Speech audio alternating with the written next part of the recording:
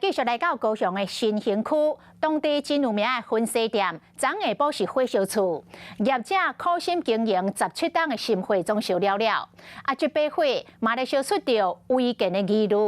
有网友查到使用的执照，面顶是写2层楼，但是现场是4层楼悬。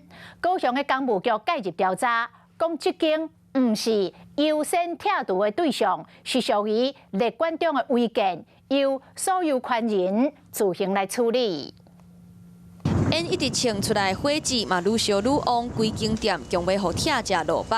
昨发生的火警，甲高雄新兴区出名的新娘衫店2楼以上的店面烧到干那剩外墙甲架啊，4楼的摄影棚嘛拢乌有去。看到有烟，然后我们现在有请那个消防局过来这样子，努力打拼把这间店承接下来，给它做到现在。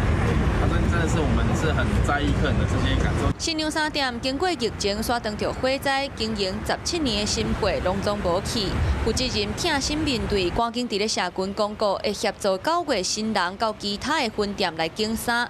不过这场火灾敢若嘛烧出违建的记录，有网友质疑店面是4层楼的建筑，甲使用执照记载的2层楼无符合。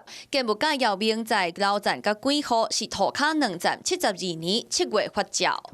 我是104年才来承接，就这样了。所以那一些之前那些事情，什么结构体什么那个，我是不清楚的。该建筑物为合法2层的建筑物，包含1层的屋突，目前是属于列管中的违建。